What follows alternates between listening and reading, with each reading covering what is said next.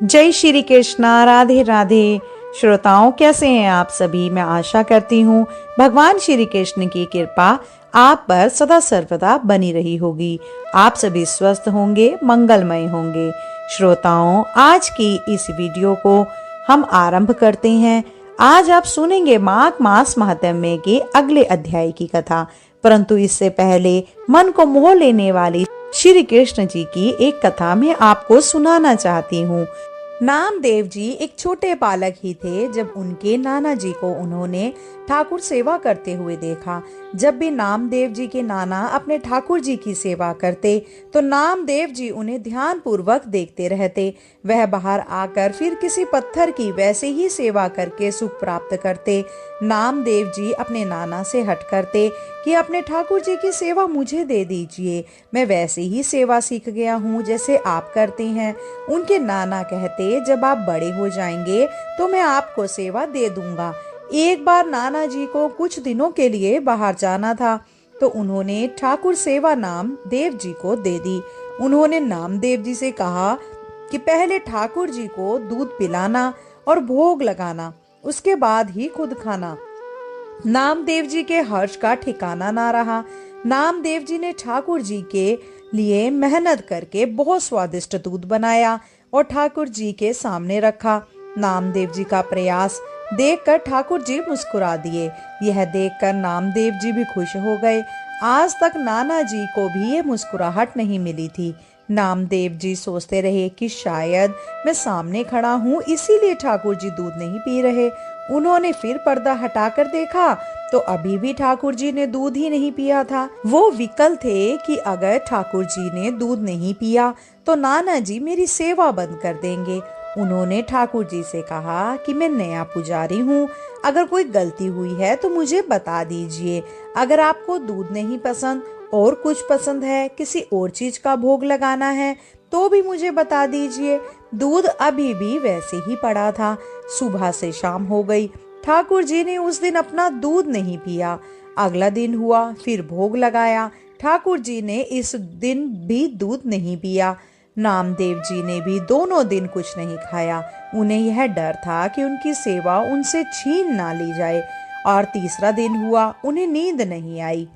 उन्होंने दूध बनाया और इस बार दृढ़ता के साथ ठाकुर जी के पास एक छुरी लेकर गए और बोला, ठाकुर जी दूध पियो, नहीं तो मैं अपना गला काट लूंगा। उन्होंने खुद पर छुरी से प्रहार किया। ठाकुर जी यह सब देख नहीं पाए और उनके सामने आ गए और नामदेव जी का हाथ पकड़ लिया। ठाकुर जी ने कटोरा उठाया और दूध पीने लग गए।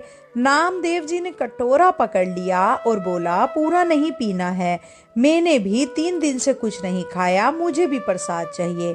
नाना जी वापस आए तो उन्होंने उन्हें बताया कि ठाकुर जी ने पहले 2 दिन तो दूध ही नहीं पिया, लेकिन तीसरे दिन उन्होंने अच्छे से दूध पिया। नाना जी ने सोचा, दूध पिया, सचमुच दूध पिया? उन्होंने कहा, मैं देखना चाहता हूँ। नामदेव जी, नाना जी और छुरी दोनों लेकर ठाकुर जी के पास गए और बोले, ठाकुर जी दूध पियो, मुझे झूठा साबित मत करना। ठाकुर जी आए और उन्होंने दूध पिया। नामदेव जी की कृपा से उनके नाना जी को भी भगवान का साक्षात्कार हो गया। भगवान भक्तों के भोलेपन पर आसानी से रीझ जाते हैं। अब एक दिन की बात है, नामदेव जी गोरा कुमार जी के यहाँ बैठे हुए थे। बड़े बड़े महापुरुष भी वहाँ थे। मुक्ताबाई जी भी वहाँ थी। उन्होंने गोरा जी से कहा, काका इन मटकियों में से कौन सी मटकी कच्ची है, मैं अभी बताती हूँ। बड़े बड़े संत वहाँ बैठे थे, सब मुस्कुरा दिए। उन्होंने नामदेव जी के सिर पर मारा तो उन्होंने कहा, हटिए, ये क्या कर रही हैं आप। मुक्ताबाई जी ने कहा, काका ये मटकी कच्ची है, बोल जो पड़ी। सब संतों ने भी हंसकर कह दिया कि हाँ सच में कच्ची है। नामदेव जी ने सोचा कि ठाकुर जी का दर्शन और साक्षात्कार ही एकमात्र सत्य है और ठाकुर जी तो रोज मेरे साथ खेलते और खाते हैं, फिर मैं कैसे कच्चा हूँ। वो सीधा भगवान विट्ठल जी के पास गए और कहा कि सबसे बड़ी सिद्ध अवस्था यही है कि भगवान भक्त से बात करे और आप तो मेरे साथ खेलते हो, फिर उन संतों ने ऐसा क्यों कहा कि मैं कच्चा हूँ। क्या मैं सच में कच्चा हूँ? ठाकुर जी ने भी बोल दिया कि हाँ, आप अभी कच्चे हैं। नामदेव जी ने पूछा, फिर पक्का होना क्या होता है? विठल जी ने कहा, जंगल में एक शंकर जी का मंदिर है, वहाँ एक बिसोबा खेचर नाम के संत हैं। आप उनके चरणों में बैठें और वो जो उपदेश करे उसका पालन कीजिए, फिर आप पक्के हो जाएंगे। नामदेव जी भगवान विठल के कहने पर बिसोबा खेचर जी के पास गए। बिसोबा जी शंकर जी के शिवलिंग पर पैर रखकर आराम से सोए हुए थे।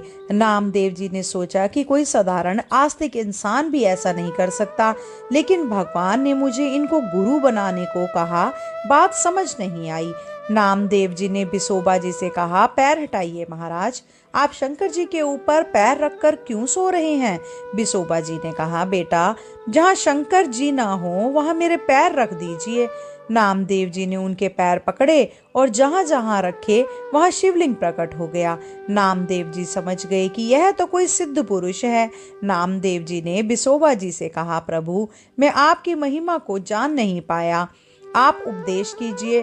बिसोबा जी ने कहा, बेटा, बस इतनी बात समझनी है कि कोई ऐसा कण नहीं है जहाँ विठल ना हो, सब जगह विठल, सब में विठल। नामदेव जी ने इस गुरु उपदेश को अपने हृदय में धारण कर लिया। अब एक दिन नामदेव जी विठल जी के लिए रोटी बना रहे थे। वे रोटी रखकर घी गरम करने गए। इतने में कुत्ता आया और विठल जी के लिए बनाई हुई रोटी को खाने लगा। नामदेव जी ने कुत्ते से कहा, प्रभु, ऐसी रूखी रोटी मत खाओ, मुझे इस पर घी लगाने दो पहले, फिर आप खा लेना। उस कुत्ते के पीछे दौड़ने लगे। उस कुत्ते से भगवान विठल प्रकट हो गए। विठल जी ने कहा, देखा, तुमने मुझे पहचान लिया ना? जब तुम्हें कच्ची मटकी कहा गया था तो तुम मंदिर में मुझसे शिकायत करने आए थे, और आज जब गुरु कृपा हो गई और आप पक्के हो गए तो आपने कुत्ते में भी मुझे ढूंढ लिया। अब एक दिन नामदेव जी ने भगवान विठल जी से कहा कि प्रभु, अब आप कितना भी छुपो, मैं आपको पहचान लूंगा। विठल जी ने कहा, अच्छा ठीक है, देखते हैं। एकदम से नामदेव जी के मन में आया कि मंदिर में बड़ा कोलाहल हो रहा है। मंदिर के पीछे जाकर बैठते हैं और शांति से प्रभु का ध्यान करते हैं। पीछे बैठे तो कुछ लड़के वहां आकर खेलने लगे। उनके भजन में विक्षेप पड़ा। उन्होंने सोचा, नदी किनारे चलते हैं। नदी किनारे जाकर बैठे तो वहां बैलगाड़ियां आकर रुकने लगी। नामदेव जी ने कहा, शोर मत मचाओ, मैं यहाँ भजन कर रहा हूँ। एक बैलगाड़ी से एक पुरुष और स्त्री गंडासा तेज धार वाला ब्लेड लेकर निकले, जो आपस में बात करने लगे कि बड़ी भूख लगी है, आज कोई शिकार तो मिला नहीं, ये आदमी मिला है, इसे ही मारकर खा लेते हैं। दोनों नामदेव जी के पीछे भागने लगे। नामदेव जी ने भी अपनी धोती पकड़ी और भागने लगे। नामदेव जी भागकर विठल जी के मंदिर में पहुंचे और हाफने लगे। विठल जी ने पूछा, कहाँ से भागते हुए आ रहे हो? नामदेव जी ने कहा, बच गया प्रभु, एक स्त्री और पुरुष मुझे काट कर खाने की कोशिश कर रहे थे। विठल जी ने कहा, पहचान नहीं पाए ना, मैं ही तो था। अब नामदेव जी अपनी कीर्तन मंडली के साथ महाराष्ट्र के ब्रज होते हुए दिल्ली पहुंचे। दिल्ली के बादशाह सिकंदर लोदी को पता चला कि एक हिंदू कीर्तन मंडली में नामदेव जी के एक चमत्कारी संत हैं। उन्होंने हिंदू संतों की परीक्षा के लिए पूरी मंडली को वहां बुलाया। बादशाह ने नामदेव जी से कहा कि अगर आप साहब भगवान से मिल चुके हैं तो हमें कोई चमत्कार दिखाइए। नामदेव जी ने कहा, मुझ में तो कोई सिद्धि नहीं है, मैं बस नाम कीर्तन करता हूँ और संतों के साथ रहता हूँ, मुझ में कोई चमत्कार नहीं है। बादशाह ने उनकी दैत्यता को अपना अपमान समझा। बादशाह ने एक गाय मंगवाई और उनके सामने ही उसकी गर्दन काट दी और बोला, अब इस गाय को जीवित करो। नामदेव जी के होश उड़ गए। नामदेव जी ने प्रभु से प्रार्थना की कि आपकी मर्यादा रखने के लिए गाय को जिंदा कर दीजिए, मेरे में कोई सामर्थ्य नहीं है, मेरी आयु इस गाय को दे दीजिए, आप सर्वसमर्थ हैं, यह आपके भक्तों की परीक्षा लेने के लिए यह सब कर रहे हैं। जैसे ही उन्होंने यह प्रार्थना करके गाय को छुआ, उसकी गर्दन जुड़ गई और गाय उठकर बैठ गई। बादशाह ने नाम जी के चरण पकड़ लिए और बोला, आप कुछ भी मांग लीजिए। नामदेव ने मना किया, लेकिन बादशाह ने जबरदस्ती एक रत्नों से जड़ा पलंग अपने सेवकों के साथ उनके लिए भेज दिया। कीमती पलंग के साथ उनकी रक्षा करने के लिए सैनिक भी आए। भजन में विक्षेप न पड़े, इसीलिए नामदेव जी ने पलंग नदी में फेंक दिया। राजा को जब यह पता चला तो उसने इसे अपना अपमान समझा और पुनः नामदेव जी को मिलने के लिए बुलाया। नामदेव जी ने उन्हें कहा, वो पलंग मेरे भजन में बाधा पहुंचाता, इसीलिए मैंने फेंक दिया। राजा ने कहा, मुझे वैसे ही पलंग की आवश्यकता है। अगर आपने पलंग नदी में ना फेंका होता तो मैं उसकी नाप लेकर नया पलंग बनवा सकता था। नामदेव जी भी समझ गए कि एक और परीक्षा आ गई। नामदेव जी राजा को नदी के पास लेकर गए और नदी में से उसी पलंग जैसे 20 पलंग निकाल कर उनके सामने रख दिए। नामदेव जी ने कहा, हमारे प्रभु की इस सृष्टि में किसी चीज की कमी नहीं है। बादशाह समझ गया कि हिंदू भक्तों में कुछ विशेष चमत्कार जरूर होता है। तो ऐसी ऐसी लीलाएं करते हैं प्रभु जी अपने भक्तों के साथ। अगर उनके भक्त सच्ची भक्ति करते हैं और अगर वे भक्त भगवान को प्रिय हो जाते हैं तो फिर भगवान अपने भक्तों की हर परीक्षा की घड़ी में उसी तरह साथ देते हैं जैसे उन्होंने नामदेव जी का दिया। तो यह थी आज की कथा। आपको कैसी लगी कमेंट बॉक्स में जरूर बताइएगा। अब सुनिए आज का अध्याय।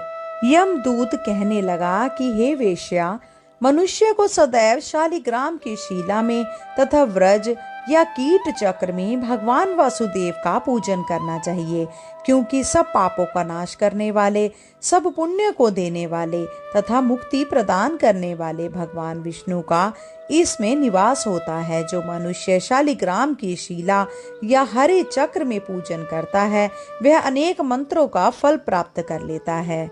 जो फल देवताओं को निर्गुण ब्रह्म की उपासना में मिलता है, वही फल मनुष्य को भगवान शालिग्राम का पूजन करने से यमलोक को नहीं देखने देता। भगवान को लक्ष्मी जी के पास अथवा बैकुंठ में इतना आनंद नहीं आता जितना शालिग्राम की शिला या चक्र में निवास करने में आता है। स्वर्ण कमल युक्त करोड़ों शिवलिंग के पूजन से इतना फल नहीं मिलता जितना एक दिन शालिग्राम के पूजन से मिलता है। भक्ति पूर्वक शालिग्राम का पूजन करने से विष्णु लोक में वास करके मनुष्य चक्रवर्ती होता है। काम, क्रोध, लोभ, मोह, अहंकार से युक्त होकर भी मनुष्य शालिग्राम का पूजन करने से बैकुंठ में प्रवेश करता है। जो सदैव शालिग्राम का पूजन करते हैं वह प्रलय काल तक स्वर्ग में वास करते हैं। जो दिशा, नियम और मंत्रों से चक्र में बलि देता है वह निश्चय करके विष्णु लोक को प्राप्त होता है। जो शालिग्राम के जल से अपने शरीर का अभिषेक करता है वह मानो संपूर्ण तीर्थों में स्नान करता है। गंगा, रेवा, गोदावरी सबका जल शालिग्राम में वास करता है। जो मनुष्य शालिग्राम की शिला के सम्मुख अपने पिता का श्राद्ध करता है उसके पितृ कई कल्प तक स्वर्ग में वास करते हैं। जो लोग नित्य शालिग्राम की शिला का जल पीते हैं उनके हजारों बार पंचगव्य पीने से क्या प्रयोजन।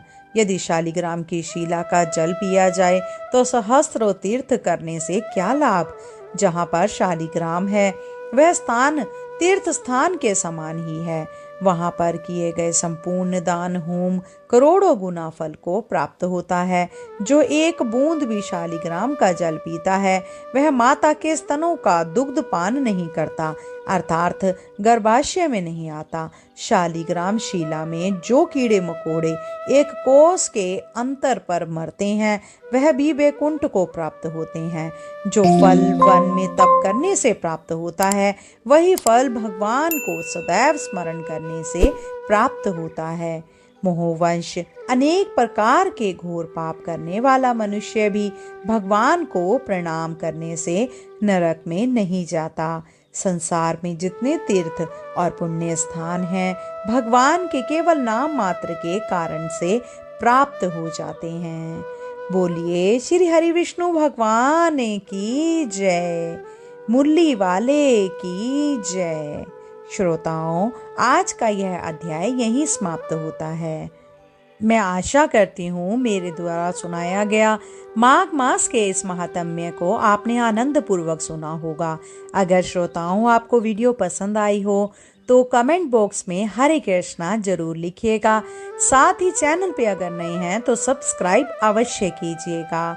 शीघ्र मिलते हैं नई वीडियो और नई जानकारी के साथ। जब तक के लिए जय श्री कृष्णा, राधे राधे।